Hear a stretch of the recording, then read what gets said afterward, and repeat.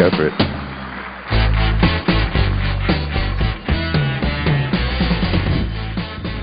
Morning. How's everybody doing this morning? Well? Nice. One person is happy. Tremendous. Nice work, guy. Thank you so much for having me here. I'm thrilled to be here.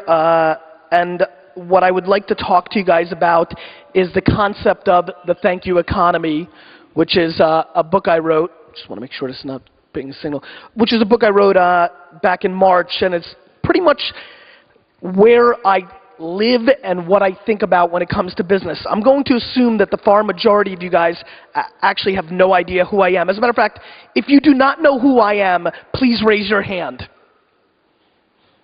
That hurt? Thank you. That's what I figured.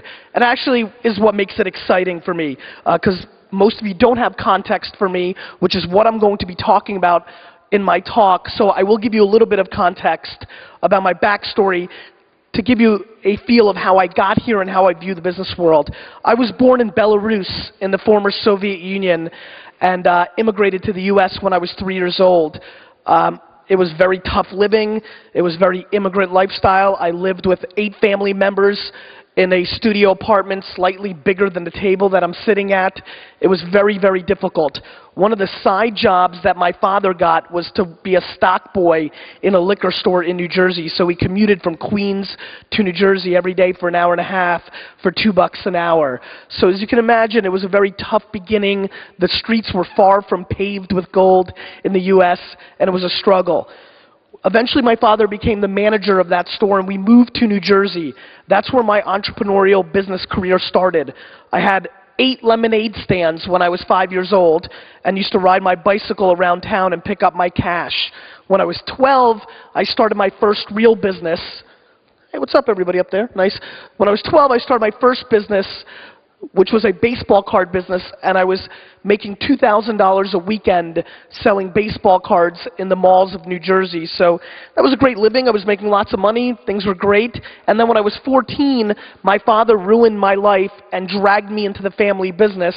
At this point, he owned a small store in Springfield, New Jersey, liquor store, Shoppers Discount Liquors, and he dragged me to work there. So I went from making $2,000 a weekend selling baseball cards and doing what I loved to making $2 an hour bagging ice in the basement of my dad's store for 10 hours a day. Very obviously, I hated my family business. For the next 2 years, I had to be in the basement bagging ice, and it kind of sucked. And then when I was 16, I was finally allowed upstairs. When I was upstairs, something interesting happened to me on one specific day. Every person came in and asked for the same exact wine.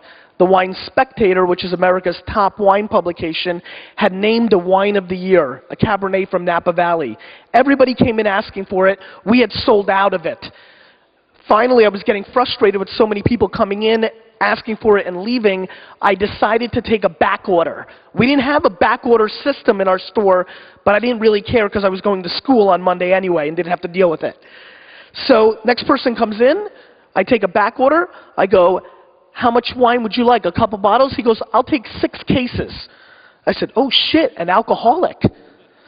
I said, 6 cases, are you having a party? He said, no, no, no, I collect wine. And that was it for me.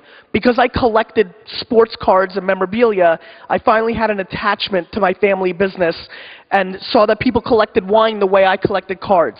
This pretty much led to the reason that I'm standing here. I decided that I wanted to build the largest wine company in the world. At that point in 1993, too, I thought that I would open up 100 stores in America, and that would be my kind of story. In 1995, when I was in college, my life took a different turn. My friend called me and said, hey Gary, you have to come in here and see this thing. We can get girls on this thing. So I came in and he went on, that's kind of what it sounded like back then. And he showed me the internet and he started talking to girls, and in about 2 minutes I said, I can sell things on this thing. That kind of shifted my world, and I decided that I wanted to launch a website for my family business. And in 1996, I launched WineLibrary.com. And from 1998, when I took over operations, until 2005, in that 7-year window, I grew the business from a $3.5 million business to a $60 million business using pretty traditional marketing tactics: direct mail, billboards, radio, television, traditional things like Google AdWords and banner ads and email services. I built the business marketing. I'm a marketing guy. I stand here before you, and I'm going to talk to you about social media now, as somebody who loves social media for one reason: because social media sells shit. Period. I am not in the interest of social media because I'm techie.